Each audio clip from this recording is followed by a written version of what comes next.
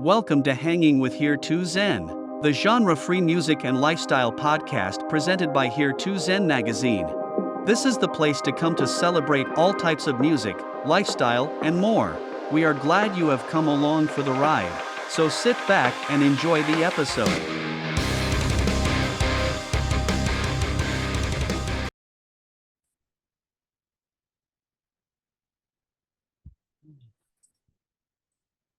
All right, James Johnston, welcome to Hanging with H2ZHW. Thank you for hanging out with us tonight.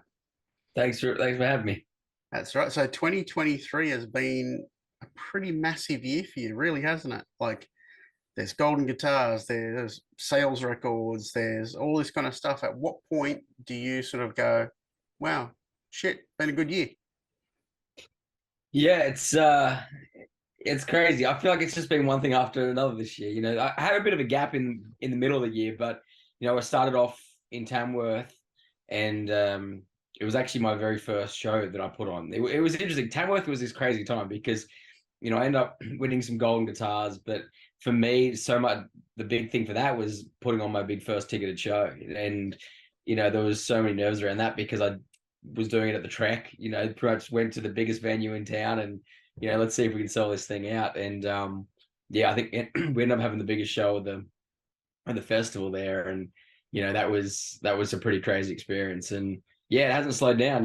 Just been off the back of tour with Morgan Evans, and I'm just announced my own tour, so there's just been things constantly happening. So for people that don't know about you, tell me a little bit about your history, like how you got started in music and things like that. Yeah, so I started when I was very young singing. I was only 4 years old when I first went on stage. I was singing at the local daycare center, and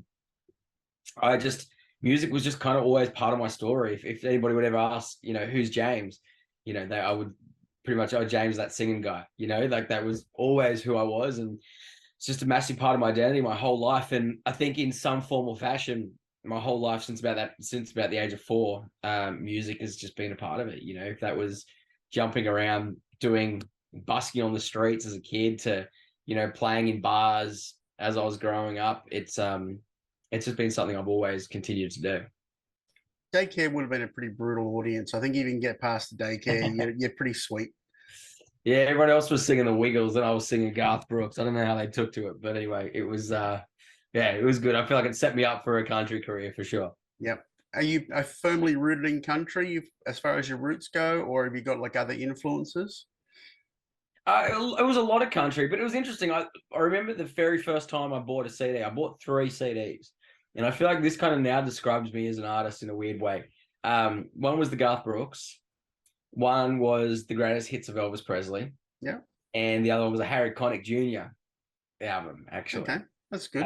So there was a little bit of like old swing and everything in there, and I feel like I like to kind of bring in a bit of those elements. There's definitely the rock and roll is something that's a big part of my music. Obviously country, and then but I also love that real soulful music. I still Christmas time I'll put on the Michael Bublé album. I still love it. So there's a bit of like swing and that sort of stuff that I love as well. Well, more of the singer-songwriter vibe rather than a particular genre. Like, is that what you like to be, is the singer-songwriter? Yeah, I think so. It's interesting. There's 2 sides to things. I love the singer-songwriter part of it, like just the storytellers, and I love great entertainers. That I think I've just listed off 3 some of the greatest entertainers. Elvis Presley was an incredible entertainer. Garth was an incredible entertainer. I love showmen. So there's kind of 2 parts to like my influence, I think.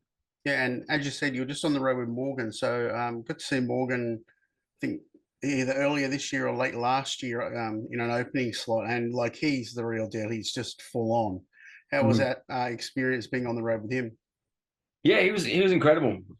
I've known Morgan for a very long time. I've known him since I was about 12 years old, and he's just had incredible success now. And just be on the road with him was fantastic. I think he's a great showman. He's been doing it for a very long time, similar to me. I think he left school and in some form or fashion he's been doing music his whole life, and he's done the hard yards, and now he knows how to hold a crowd. He knows how to write a song, and I love that.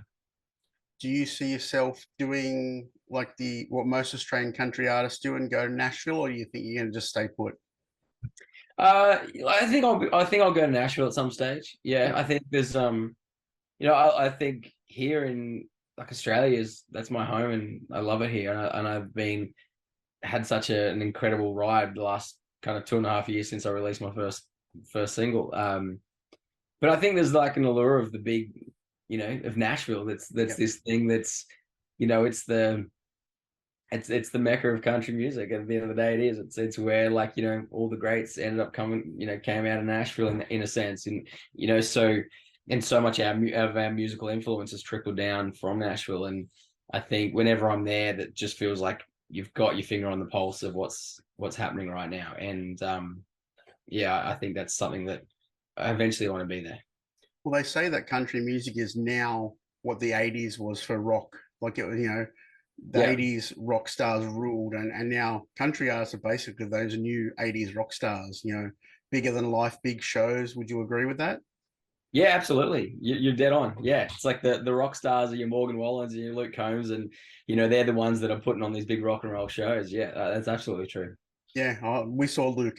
Crazy, crazy how good he is. Yeah, I actually can't even call him country because it was just like a melting pot of everything, that show. I think at one point he went into Guns N' Roses and a couple other things, and it's just great. And like the crossover between rock and country is a real thing. It's interesting. I was just on Sunday, I was just around the house doing some renovation stuff, and we just had a country playlist playing. And it's funny, the algorithm on Spotify initially played country for the first like 2 hours, right?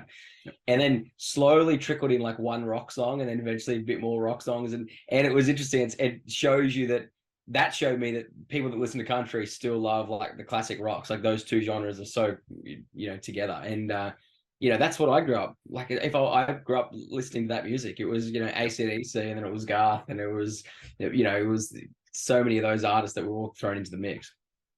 And now you're going to be heading out. You're going to do your own little regional run.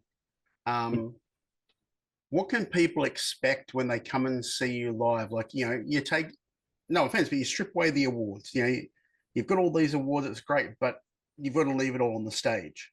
So, and I know if, from everything I've seen of you, like YouTube clips and stuff, you take your live shit really seriously. So what are people going to see, when they come and see you?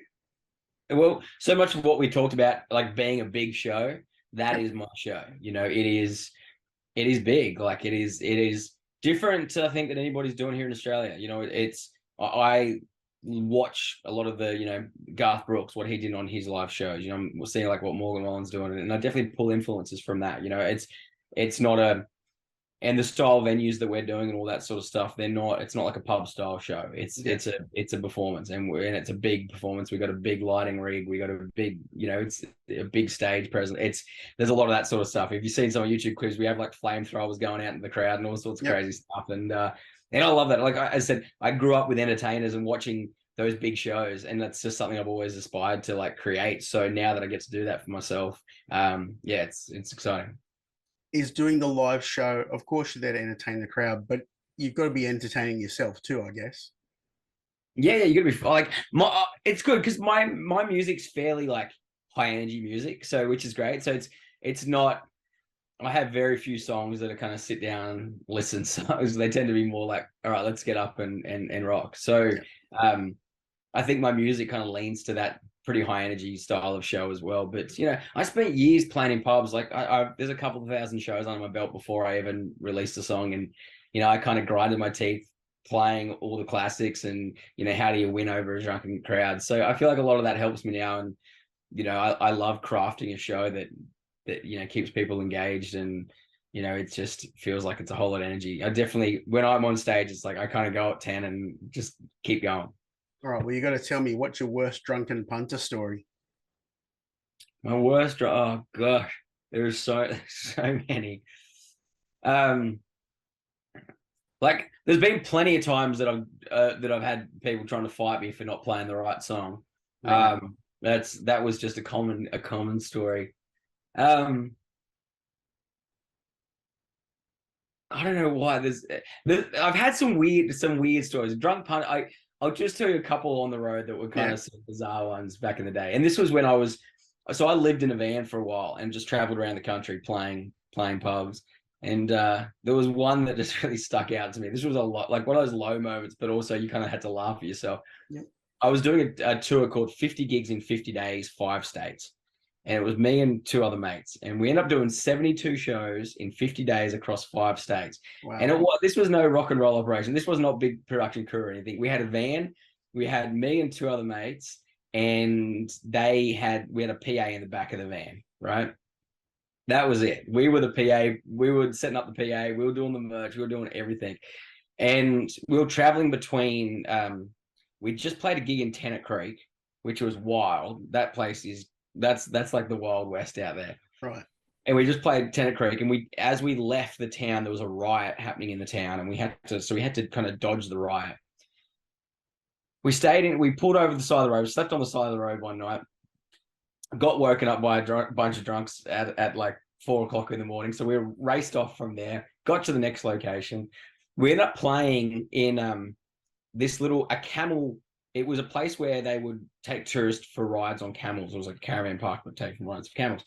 So we got there, we set up, and we were playing our gig, and there was literally not a single person in that crowd except for a man and his dog. And why I tell this story is that the man sat there and he was just looking at his arms crossed, and he just shook his head and he walked away. And we ended up just sitting there, and this dog is just sitting in the middle of this crowd, just looking at me and the 3 boys. And I remember saying to the boys, I think this is a low point, boys. We're just playing to a dog, a man and his dog, and the man left, you know. But yeah, there was just some that whole time on the road, living in the van, it was crazy because it was, you know, there was nothing glamorous about it. Like it was a bar of soap and the beach was our shower most of the time. Like wake up in the morning, go swim into the water, take a bar of soap in the water, you know, go to the next bar. And like we had a great time. Like we were just young, early 20s, having a ball. Like we were having so much fun. But yeah, we definitely got ourselves in some strife a few times. Well, think about that. So, you know, done a few cover things in the past for me, and know enough guys are playing cover bands.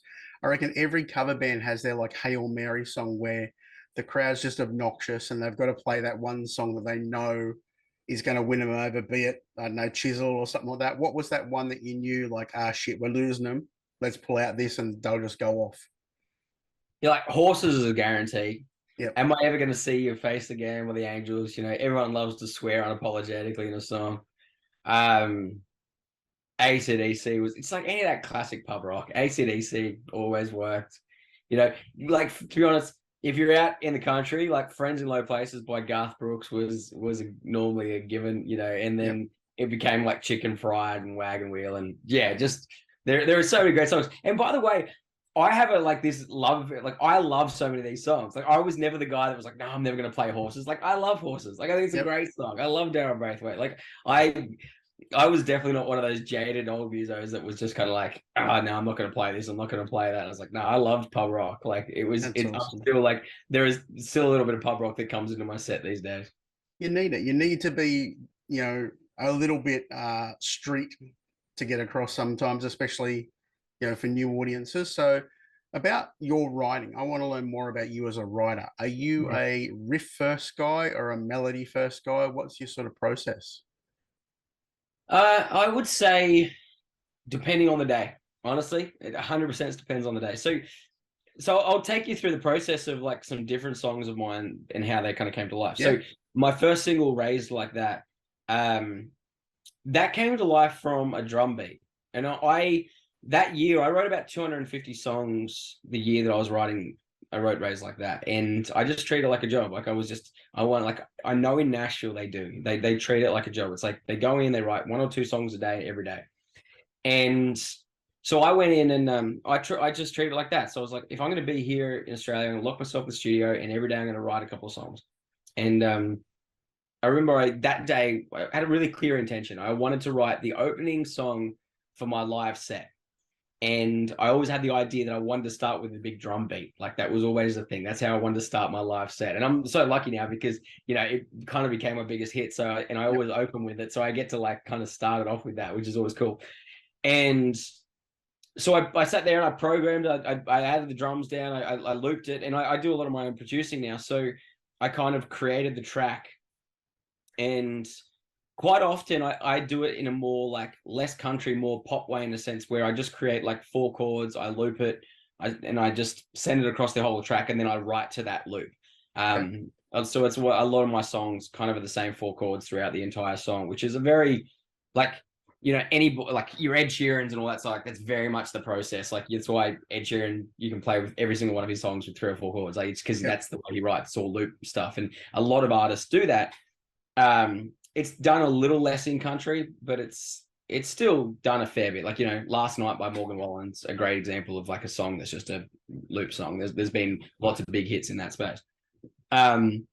So I quite often do that, and then I just start like working on some melodies, and I just start singing to the hills. And honestly, sometimes I'll sing here in the studio for like an hour, and I just sing gibberish, like it's just nothing. And then finally I'll say something. I was like, oh, that's an idea. There's a hook there. And then I kind of like start refining that idea. You know, so, you know, I think Raised Like That was, you know, I wouldn't be who I am right now if I wasn't raised like that. And I was like, oh, that's cool. Cool. All right. Well, what if I just top the chorus like I was raised up, you know? And I was like, okay, well, let's put that in different places. Like I like something that's catchy. So I tend to like, I do think about melody when I'm writing. Melody is normally the thing that I start at, you know, and then I go, okay, what's a lyric that can feel really, you know, genuine, authentic in this, but while still maintaining like a really strong melody, because, you know, melody is the thing that you remember before lyric. Yeah. But at the same time, in country music, lyric is king. Like it's got to be a great lyric. So, you know, you've got to try and massage those two. But I think all my favorite writers, you know, Jordan Davis, like Old Dominion, you know, all these writers in Nashville that write amazing country music, they are masters of that. You know, it's absolutely super catchy melodies, but with these beautifully crafted lyric. And you know, I really aspire to write like a lot of those guys. Okay, so like when I listen to country, so we're pretty well versed in this house. You know, we go from country to Slayer pretty much. You know, right. and everything in between. So I was late, like my wife loves country. She introduced me to it. I was the rock guy. Well, so is she. She's a rock girl. But I always found that rock guys always wanted to have the really good hooky chorus, and especially either a really hooky pre-chorus or a bridge. Yeah. Whereas I find country, the chorus is almost secondary to the story of the verse. To me, like, you know, I find that a rock verse is just there waiting for the chorus, where I feel that the verse in a country song is the build, and without it, it's going nowhere.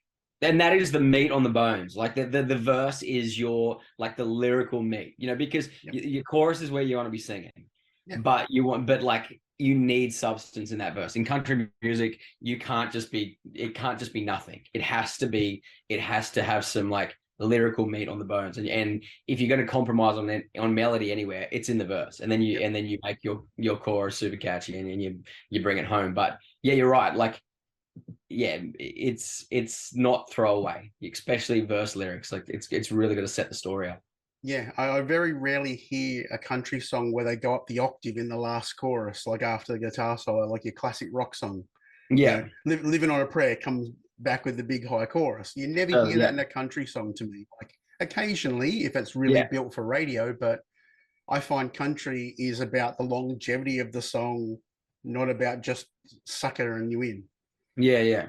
No, but I do think it's interesting. Like the really great songwriters manage to do both of those things, and that's what I was aspiring. Like Luke Combs is a great example of this, right? Luke Combs' songs are, you know, like with no disrespect, but you pull it all away, they are pop songs. Like they are so gridded. The melodies are so gridded. They are like written like an Ed Sheeran pop song would be, where it's like catchy as, but it never feels like that. Yep. And Morgan Wallen's exactly the same. You break a Morgan Wallen song down, and I've broken many Morgan Wallen songs down, and they are like, you know, in the production, they tend to be like not complicated 4-chord songs. They are like catchy. The melodies are really strong, but they never feel like just generic pop songs. You know what I mean? They feel like they've got great substance to the lyric. And I think that's the art a little bit. How do you have those little, that thing that gets stuck in your brain and makes you want to sing with it and makes you love that song, Yep. but at the same time never feel like a, you know, this throwaway generic pop song. You know, that's always kind of the key. Actually, thinking about seeing Luke Combs now, and you take away the telly, you take away the fiddle, and a little bit of that vocal inflection, and it is a pop song. Straight up pop song. You're dead right.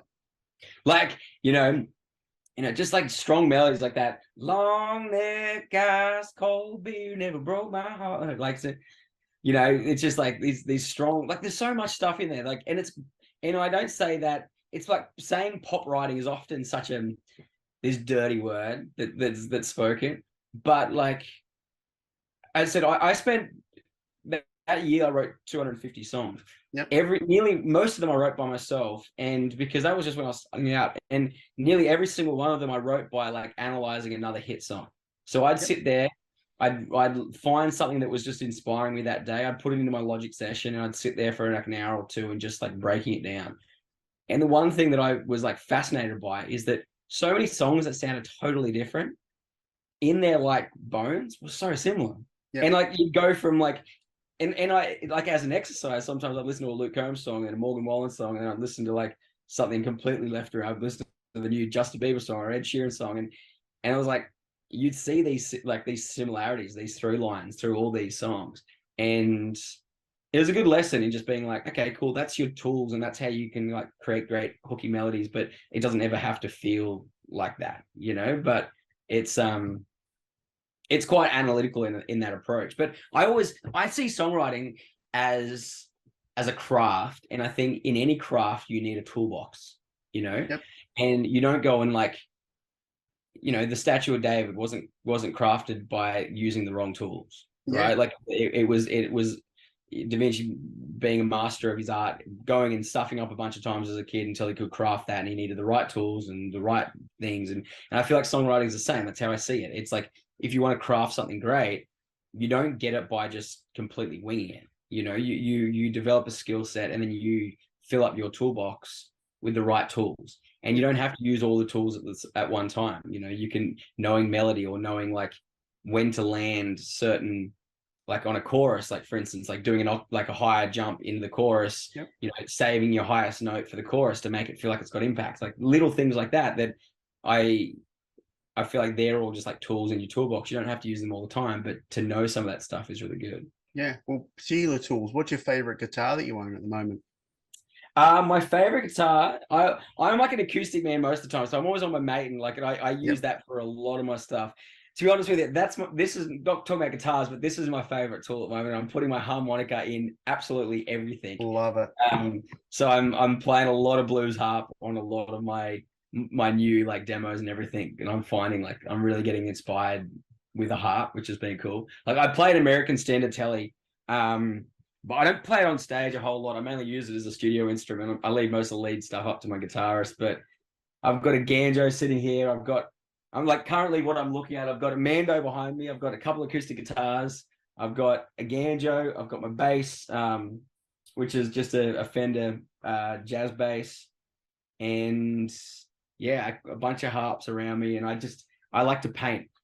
That's how I describe it. So when I come in here, I'll often program my drums, and I'll just kind of create a beat. Like I kind of got that off Keith Urban. Keith Urban used to do it before you could just easily program stuff. He used to do it with like an old drum machine. But he always said like just creating a feel was really important. So I often do that, create like a feel with some drums, and I'll just start to paint. And I'm like, oh, that could be a cool little riff. And add a bit of that, and add a bit of that, and it's kind of chaos. Like I never do it. I'm definitely not the person that will take a production to the final stages of radio ready, because I'm just way too impatient. Like I just love sitting here and just grabbing little bits and pieces and adding little elements until I like start to feel something. What's your favorite key harp that you've got? What do you use it the most? Well, my favorite key to play is an A harp, because that gives me E blues, and E blues is the coolest key to play in. But I write in D a lot of the time, so I feel like my vocally D is my sweet spot. So I gotta be honest, like I'd say probably a third of all my songs I've released have been in the key of D. It just sits well on my voice. But in terms of playing. This it just has this swampy tone that I just love. Well, that's the thing. Like, I always thought country was pretty much like your standard tuning. So, is a lot of it now like coming into like the D's and drop D's in certain instances? Yeah, I use drop D constantly. I think yeah, I think honestly, I think there's 1, 2, like We Grew Up On, Worth Its Weight in Gold. At least 2 of my released singles out of the 8, I've used drop D in as like this kind of the base of both of those. That would make it for probably a lot more ambient, like mood when it comes to the music having just that little bit of deeper key, I reckon. Yeah, I find it just adds a really cool drone that I really like. Like, I love the drop D, and especially like then I can translate on an acoustic guitar really well, because you get this really nice, like, you can run, you get the low versus the high, and I really love that contrast. So yeah, I use it a lot. So where are you at writing for what's next? I know you're still sort of writing high on the latest release, but maybe you're looking towards the future? Well, I just got out of the studio yesterday. I've been working on some new collaborations. Nothing I can announce yet, but some really cool artists that I've been collaborating with on some duets. So yeah, that's been really exciting, and just diving into the production side of things on that. And it's interesting. The production is like a bit of a wormhole. Like, sometimes I'll just get lost in it, but it's really collaborative between me and my producer. I say producers. I work with a few different producers, but I'm very hands-on with the way that I do that. So often they will work on the track, they'll send it back to me, I'll work on the track a bit, I'll send it back to them. Like, I'm definitely not the sort of artist that will just write an acoustic song and send a producer and then just get back what I get back. Like, I am heavily involved in every little step of the way with the tracks, and quite often they will send me the track back and I'll add stems over it, and I'll track a banjo part and then I'll send it back. And so yeah, it's quite a process sometimes with the songs. But for me, it's like the only measure of my music is like until I feel something, and at that point I'm like, if I don't feel it, I'm not releasing it. That's like a line in the sand. Like, I have to keep digging. And there's been plenty of songs that I've fully produced that have never seen the light of day. Like, honestly, there's probably, I just released a 20-track album. There's probably another 20 songs that will never see the light of day, because I just couldn't get it to the feeling. And that's often not a cheap exercise to like just cut a whole project. Yeah. I've done it many times, because I believe if I can't feel it, then the listener won't feel it either. Sure. So a lot of artists, they'll map out the next year, 2 years of what they want to do. So have you sort of thought about 2024 and where it's going to lead you? Yeah, I'm kind of in the process at the moment of resetting my goalposts a little bit. This year's just been so big. Like, I've kind of released the album. I'm about doing my first kind of headline tour. I ticked off a lot of boxes that I wanted to at this stage. So I don't totally know the answer to that just yet. I'm in like the throes at the moment of really diving in and being like, what's the next step? Where do I want to go? And I think the big thing for me is just getting back to the music. It has been just such a crazy year of like on the road, traveling, hype, and all the rest of it. I'm really looking forward to just kind of switching off for like 2 or 3 months and just doing nothing but songwriting. Yep. And I think my process is interesting. I think in Nashville and a lot of in country music, it's co-writing is the key to it. And I love to co-write. Half the songs on the record are co-written songs. But for me, I also love to write by myself. I love to lock away and just get completely consumed by it, and think about nothing else but that, and just really dive in and really care about that one tiny little thing that if you're working with a producer or a songwriter, they'd go, just move on, go to the next thing. Whereas like if I'm by myself, I can sit here for an hour and just keep working on it until I get it. So I'm excited to do a bit of both. That's cool. And everyone needs to know that you're on a little regional run about to come up. They need to get out to the dates. I know there's one near us, so we're not far from the Sunshine Coast, so we'll be kicking that one in. So how long are you going to play your sets for? So I'm joined by 2 other artists. So Bella McKenzie, who and she's incredible. She's just come off The Voice, and a lot of people have seen her on that, but I actually saw her. she was playing at the Baralabar Bash in Queensland, and she was playing to about 500 drunken country crowd, and she was there with just her and acoustic guitar, and she absolutely owned the stage. And I was like, because I was really impressed with her the first time I saw her.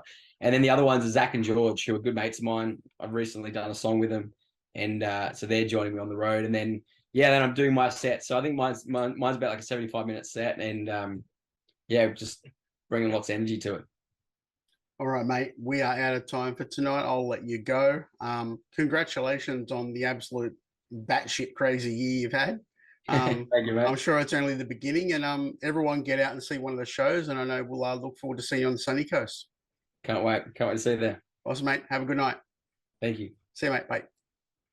To Hanging with H2ZHW, we hope you enjoyed today's episode and guest. Remember to add H2ZHW on social media. You can find us on Facebook, Instagram, and TikTok. We are also on YouTube. Make sure you like and subscribe and hit that notification bell to keep up to date on all of our new content. You can also find us on Apple Podcasts, Google Podcasts, and all of your favorite podcast platforms. We would love if you could take the time to write us a review and leave a comments wherever you have tuned into today's episode. This helps us reach a wider audience and create more amazing content to share with you all. We are grateful for all of your support. Until next time, you have been hanging with H2ZHW.